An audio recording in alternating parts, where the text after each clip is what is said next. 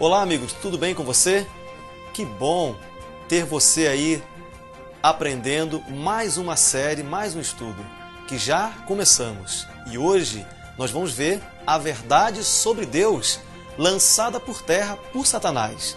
Eu gostaria que, antes de nós iniciarmos o estudo, fazer com você o nosso lema. Lembra? Você não esqueceu. Pegue sua Bíblia, esteja com a Bíblia na mão, nunca esqueça. Nossos estudos, você precisa ter a sua Bíblia na mão. E vamos falar juntos. Vamos lá então? Pegue sua Bíblia e vamos falar.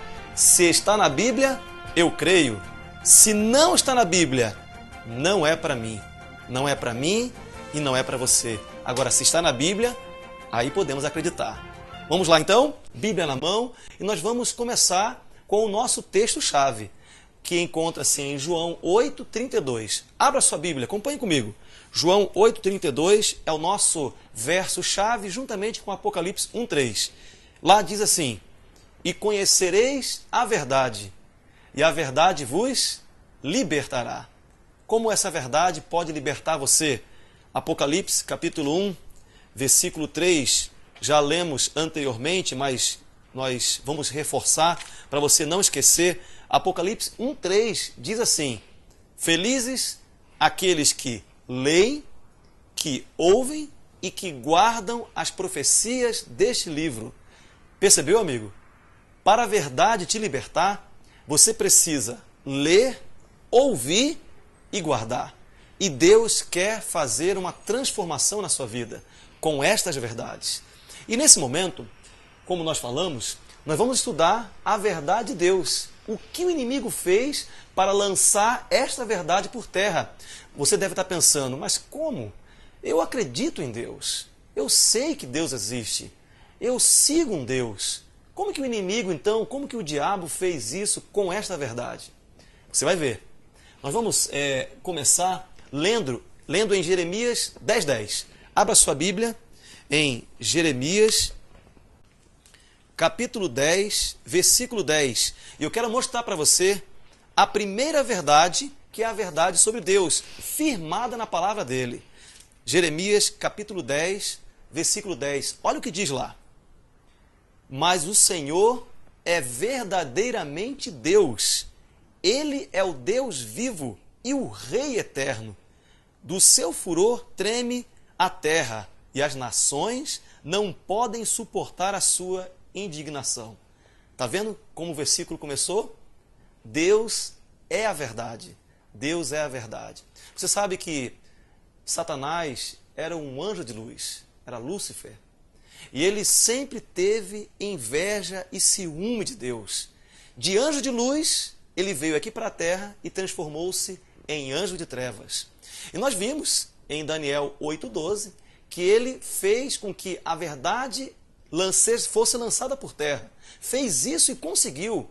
E uma delas é a verdade sobre Deus. Olha a primeira estratégia. Nós vamos ver duas estratégias. Olha só a primeira estratégia para lançar a verdade de Deus por terra. Presta bastante atenção. Ele usou um instrumento, um homem chamado Charles Darwin, um instrumento usado por Satanás, aonde ele idealizou uma teoria chamada teoria da evolução. O que essa teoria prega? Fala que nós, seres humanos, homens e mulheres, somos originados de um ancestral comum. De um ancestral comum. Ele simplesmente disse, na sua teoria, que eu e você, nós seres humanos, viemos de um macaco. E assim evoluímos dentro de uma espécie. É claro que houve aquela preparação, o processo de seleção natural, mas que eu e você viemos de um ancestral comum, originando então eu e você. Olha que coisa! Sabe, amigos, Satanás usando Charles Darwin com esta teoria, ele faz com que você tire o foco de quem? Do Deus Criador, do Deus mantenedor, do Deus que com carinho, como a Bíblia descreve em Gênesis, criou a mim e a você, criou o homem com muito carinho. Então, com essa teoria, tira-se o crédito de Deus e de sua palavra. Você percebeu a primeira armadilha de Satanás? Lançar a verdade por terra, lançar a verdade de Deus por terra. Essa foi a primeira estratégia. Vamos para a segunda estratégia? Olha aqui, ó. A segunda estratégia está na Bíblia. E eu quero que você leia comigo. Romanos 1:25. Vamos ler então? Abra sua Bíblia lá em Romanos, capítulo 1, versículo 25. E eu quero mostrar para você a segunda estratégia de Satanás com relação à verdade sobre Deus. O que ele fez com a verdade de Deus e jogou por terra. E tem muita gente que não sabe disso. Garanto que eu falo para pessoas aqui, nesse momento, que nunca ouviu falar disso. Deus está aqui para mostrar para você. Olha só, Romanos capítulo 1, versículo 25. Vamos ver o que a Bíblia fala sobre isso? Preste atenção. Pois eles mudaram a verdade de Deus em mentira, adorando e servindo a criatura em lugar do Criador, o qual é bendito eternamente. Amém. Você percebeu? Viu que o versículo fala? Que estratégia foi essa de Satanás? Vimos a primeira estratégia. Criou uma teoria, tirando o foco de Deus, fazendo você esquecer de Deus. E a segunda estratégia, fazendo com que a verdade de Deus mudasse em mentira, adorando mais a criatura do que o Criador. Amigos, eu e você somos criaturas de Deus. Como nós podemos então adorar a criatura? Como que Satanás, na Bíblia, nesse relato, fez isso? Nós vamos conhecer o plano conhecendo no Apocalipse. O Apocalipse, ele mostra duas mulheres. Você sabe que o Apocalipse é um livro simbólico. Aonde você vê mulher, ali significa igreja. Por isso que tem muita gente que tem dificuldade em entender o livro do Apocalipse. Por exemplo, mulher nos livros históricos é mulher mesmo. Agora, no Apocalipse, mulher significa e simboliza igreja. E na Bíblia, no Apocalipse, nós temos no Apocalipse 12 e no Apocalipse 17 duas mulheres, ou seja, duas igrejas. E no Apocalipse 12, nós vemos algumas características dessa primeira mulher ou dessa primeira igreja. Eu quero mostrar para você. Olha aqui, ó. Vamos mostrar a primeira mulher ou a primeira igreja. Diz na Bíblia o seguinte: essa mulher, ela era vestida de sol, com as luas debaixo dos pés, ou com a lua, perdão, embaixo dos pés, e uma coroa de 12 estrelas na cabeça. Você deve estar perguntando, o que significa tudo isso? Isso é tudo simbólico. Como que a Bíblia pode deixar isso para mim dessa maneira? Há uma explicação, porque a Bíblia se explica. Olha só, nós podemos conferir agora. Já vimos, mulher representa a igreja. Neste caso de Apocalipse 12, a igreja verdadeira de Deus. Vamos ver aquelas características? Quero mostrar para você aqui, ó. Diz lá que essa mulher era vestida do sol. A Bíblia me explica e explica para você que o sol representa Cristo Jesus. Encontramos isso lá em Salmos 84:11. O sol da justiça é Cristo Jesus. Ou seja, essa mulher, esta igreja, tem Jesus Cristo. É revestida de Jesus Cristo. Olha que característica interessante. Então nós vemos que era vestida do sol, que é Jesus Cristo, que tinha a lua debaixo dos pés. Você sabe que a lua é um satélite natural. E a lua reflete a luz do sol. Essa igreja tem a lua embaixo dos pés, que reflete quem? A luz do sol, que é Jesus Cristo, através da sua palavra. Esta igreja tem Jesus Cristo e prega a palavra de Deus, proclama a mensagem de Cristo na palavra de Deus. E a terceira característica da igreja verdadeira, dessa mulher de Apocalipse 12, diz que ela tem uma coroa com 12 estrelas na cabeça. Amigos, estas 12 estrelas significam e simbolizam os apóstolos, os discípulos, os 12 apóstolos que começaram a igreja cristã, ou seja, tornando-se a base da igreja cristã de Deus, a igreja verdadeira de Deus, explicado aí no Apocalipse 12. Entenderam bem direitinho a igreja verdadeira? Agora, amigos, vamos para a igreja de Apocalipse 17. Olha só, Apocalipse 17, ao contrário de Apocalipse 12, mostra-nos uma mulher totalmente diferente.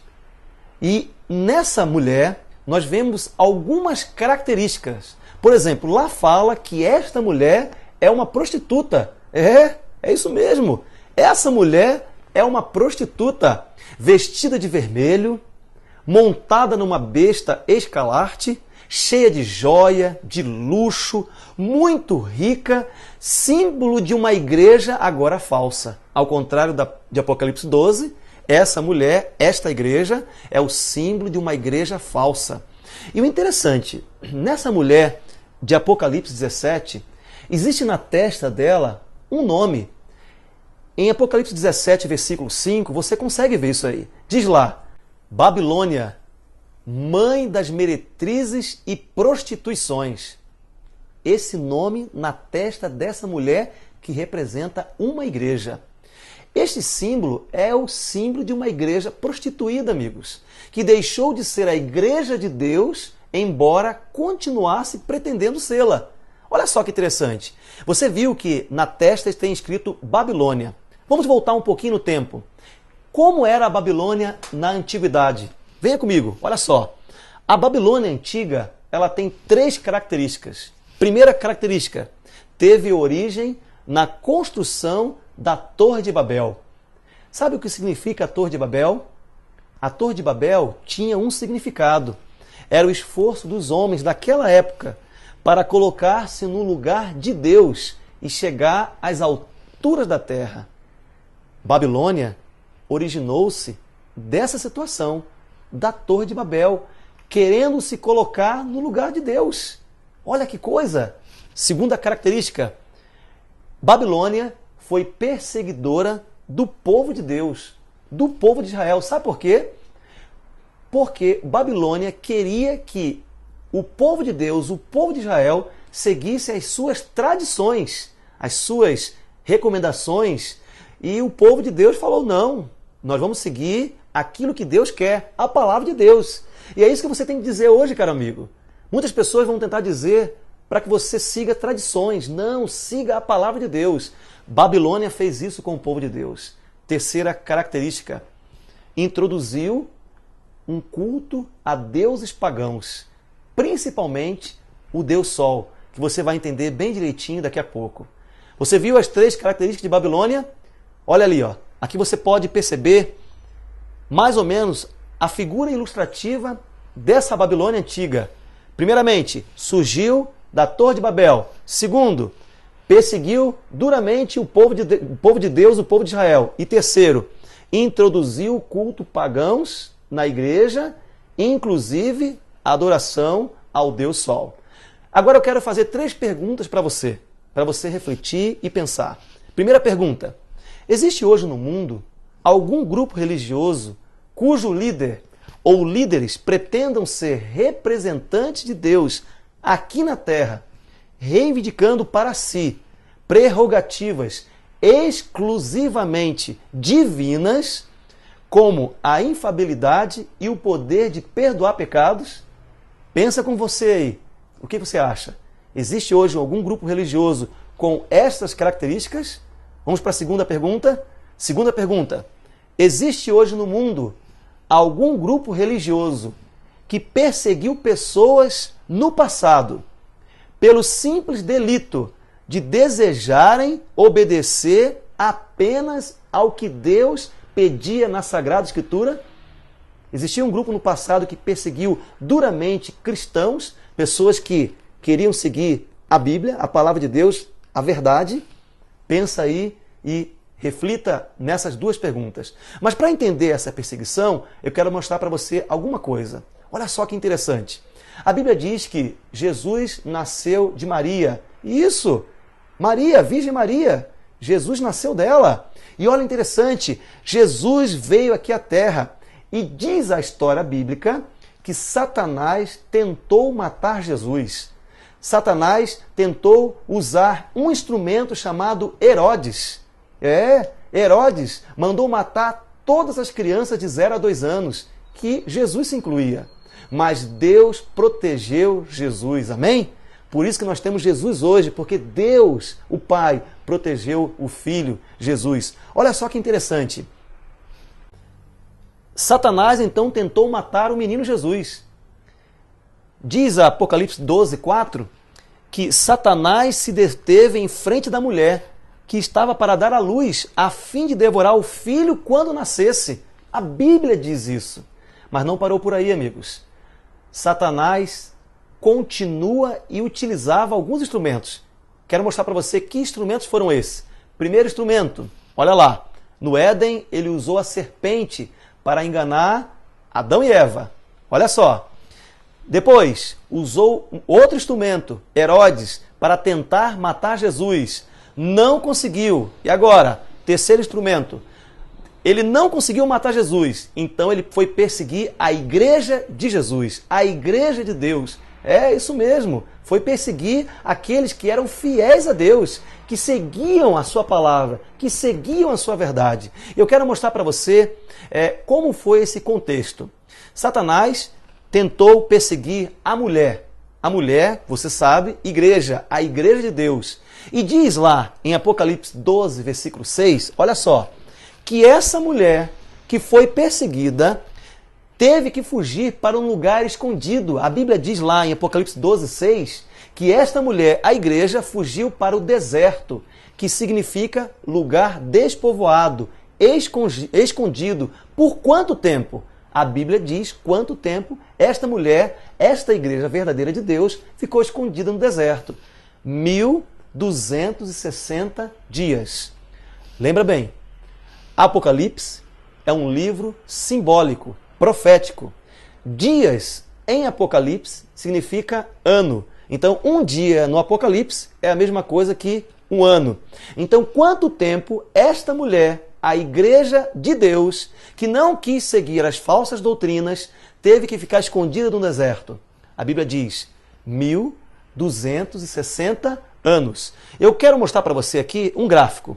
Quando que aconteceu isso? Olha só, no ano de 538, um imperador chamado Justiniano promulgou um decreto fazendo com que todos os cristãos fossem perseguidos se não seguissem as suas doutrinas.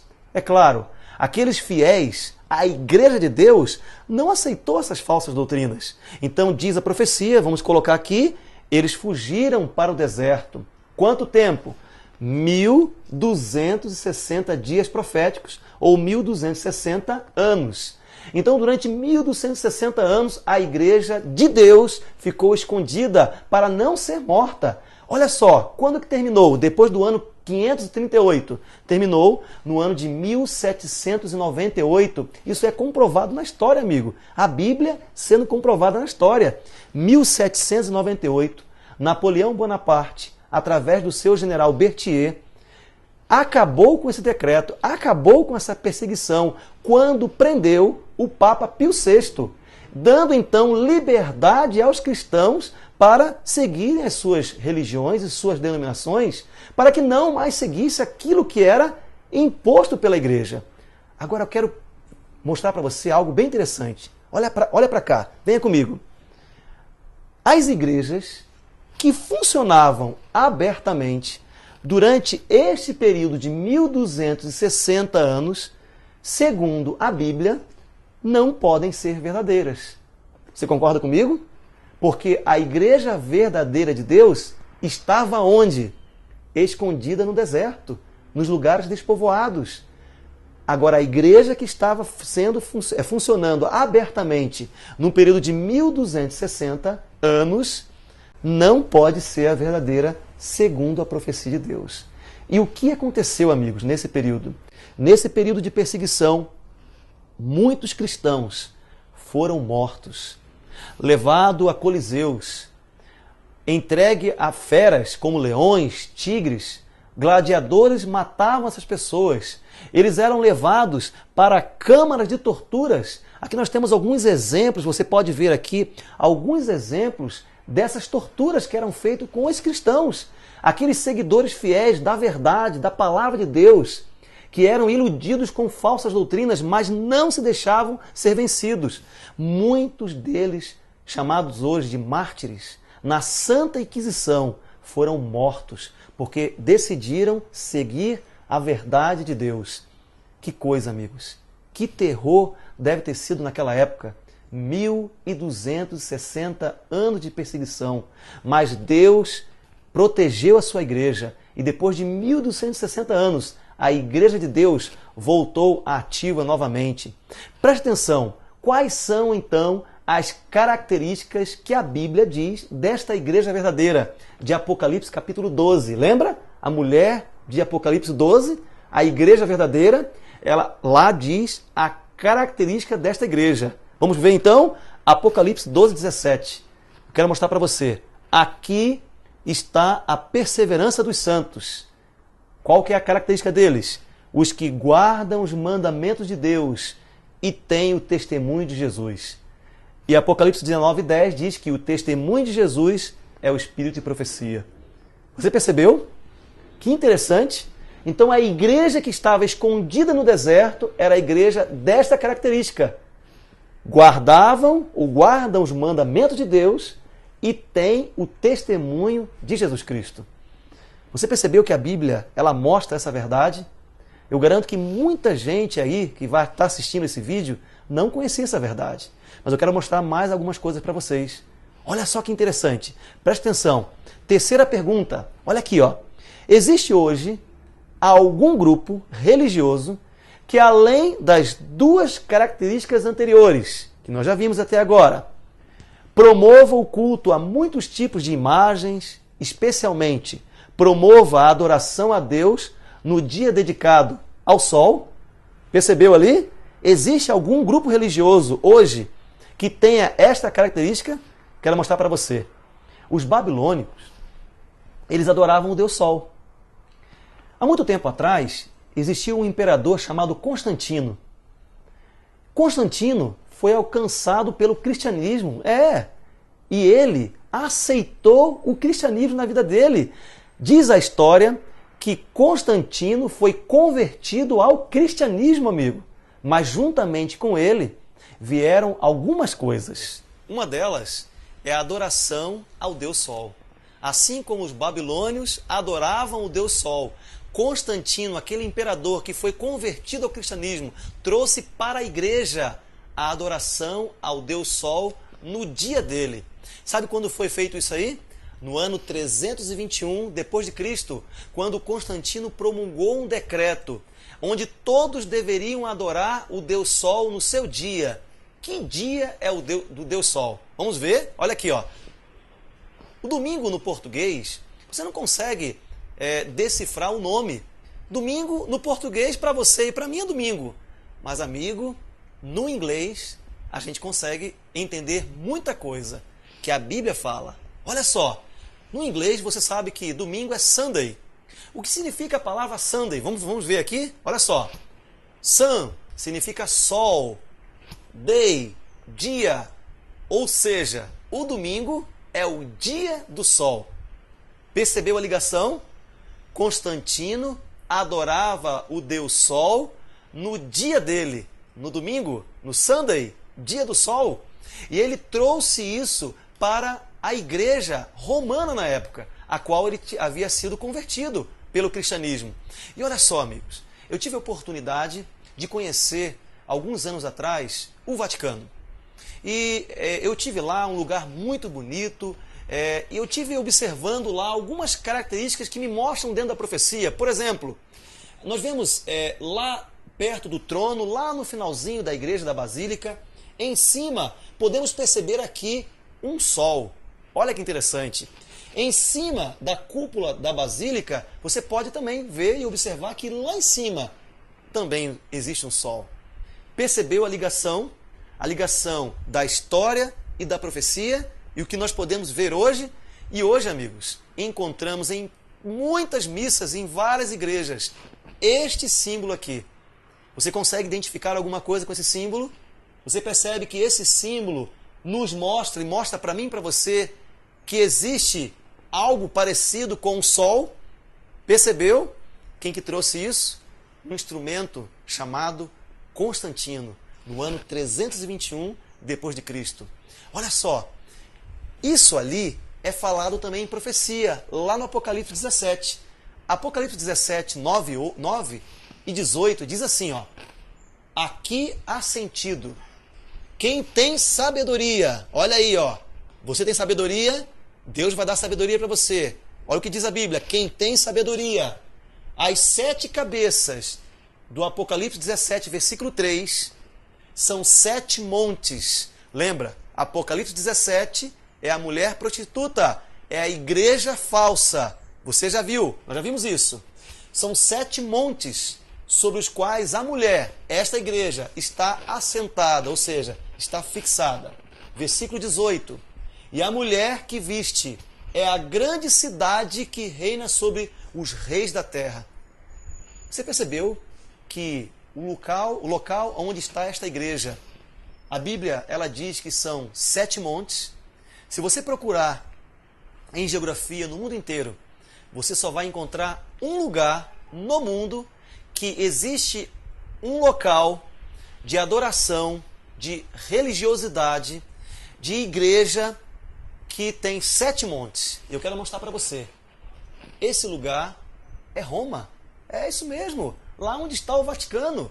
Ali nós vemos 7 montes. Estão aqui, ó. Colina Quirinal, Colina Viminal, Colina Capitolina, Colina Palatina, Colina Aventina, Colina Caélia e lá em cima a Colina Esquilina. São 7 montes que rodeiam esta cidade de Apocalipse 17. É Roma, aonde está o Vaticano. Você percebeu que a profecia, a Bíblia, a verdade, não deixa eu e você desamparados? Olha só, amigos, vamos ver as últimas características dessa igreja. Mais outras características de Apocalipse 17. Diz lá, o verso 1 fala que esta igreja está assentada sobre muitas águas. Você sabe que Apocalipse é simbólico.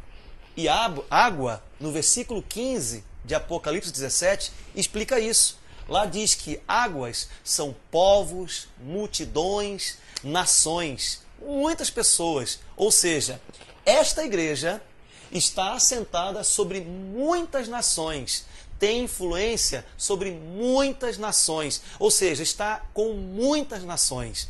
Segunda característica, olha lá, verso 2, com o qual se prostituíram os reis da terra. Ou seja, esses reis da terra, governadores, presidentes, pessoas importantes do mundo inteiro, dão apoio a esta igreja. Olha só, e nós vemos isso. Vários representantes de várias nações dando apoio para esta igreja de Apocalipse 17. Mas não para por aí. Olha só, o verso 2 fala assim, ó: e os habitantes na terra se embebedaram com o vinho da sua prostituição. Sabe, amigos, o vinho é o suco de uva fermentado. O suco de uva fermentado na profecia significa falsas doutrinas. Ou seja, esta igreja ensina falsas doutrinas para as pessoas. E você cai no erro, cai no engano e às vezes não sabe, movido pelas tradições. Nós estamos aqui, amigos, para mostrar para você a verdade na Bíblia. Mas não para por aí. O verso 5 de Apocalipse 17 diz lá assim, ó: e essa igreja é mãe das meretrizes e abominações. Você sabe que uma mãe, automaticamente, ela tem que ter o quê? Uma mãe tem que ter filhos. Então, esta igreja, além dela ser a mãe das meretrizes, ela gerou filhas. Ela gerou outras igrejas. Esta mãe, que é a igreja do Apocalipse 17, gerou muito mais outras igrejas com o decorrer do tempo. E olha só, nós podemos perceber quantas igrejas seguem essas doutrinas dessa igreja mãe. Amigos, quero dizer para você bem sério, para você refletir, muitas pessoas estão adorando o inimigo pensando que estão adorando a Deus. Mas estamos aqui para mostrar para você a verdade de Deus, para que essa verdade possa libertar você. Olha só que interessante, muitas igrejas surgiram dessa mãe, muitas igrejas surgiram dessa grande mãe que ensinou falsas doutrinas para essas outras igrejas, que acabam seguindo algumas dessas doutrinas. Olha só o que diz a Biblioteca Prompta, onde esse homem chamado Lúcio Ferraris escreveu. Presta atenção aqui. O Papa é chamado de Santíssimo porque ele corretamente é considerado como tal. Somente o Papa é o vigário de Cristo, que é a fonte de toda a santidade. Percebeu, amigos? Você vai entender onde eu quero chegar. Mas não para por aí. Veja esse próximo aqui. Léo VIII, ele falou em 20 de junho de 1894, um dos papas. Olha só o que ele falou. Nós, papas, ocupamos na terra o lugar de Deus Todo-Poderoso. Por que eu estou falando isso para você? Você já vai entender. Agora, nesse ano, nós tivemos aqui a Jornada Mundial da Juventude. E o jornal O Globo colocou essa matéria. Eu quero mostrar para você. Preste atenção. Só o Papa salva. Estão percebendo, amigos? Estão percebendo que a Bíblia não fala mentira? A Bíblia fala a verdade? Aonde eu quero chegar? Romanos 1:25. Nós lemos o seguinte: colocaram a verdade de Deus em mentira, lançaram a verdade de Deus por terra, adorando mais a criatura do que o Criador, adorando mais a homens do que a Deus, aquele que criou você, aquele que criou estes homens. Você percebeu a estratégia de Satanás? Lançar a verdade de Deus por terra. É dizer que não existe Deus. A primeira estratégia, que o homem veio do macaco.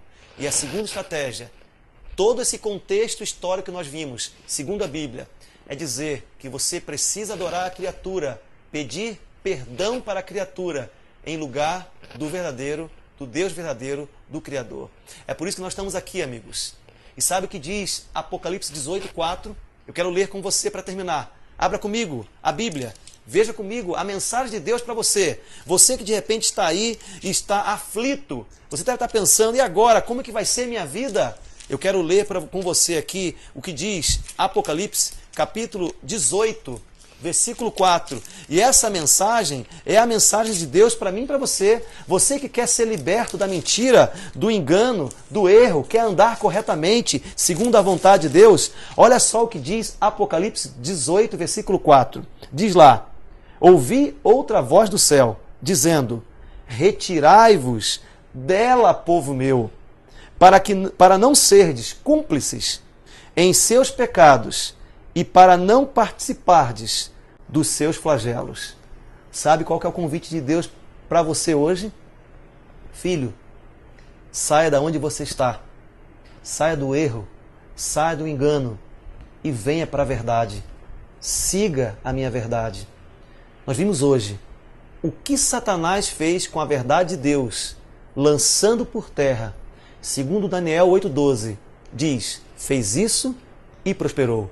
Eu quero terminar fazendo com você uma oração, pedindo a Deus que continue ajudando você a entender essas verdades que vão libertar você do engano e vão libertar você do erro. Oremos todos nós juntos. Obrigado, Senhor. Muito obrigado porque, mais uma vez, o Senhor nos ensinou, dentro da Tua Palavra, as verdades. Que esta verdade, a verdade de Deus, possa perdurar em nossos corações. Que nós possamos andar corretamente nos Teus caminhos, fazendo somente a Tua vontade. Nós te agradecemos e pedimos em nome de Jesus. Amém.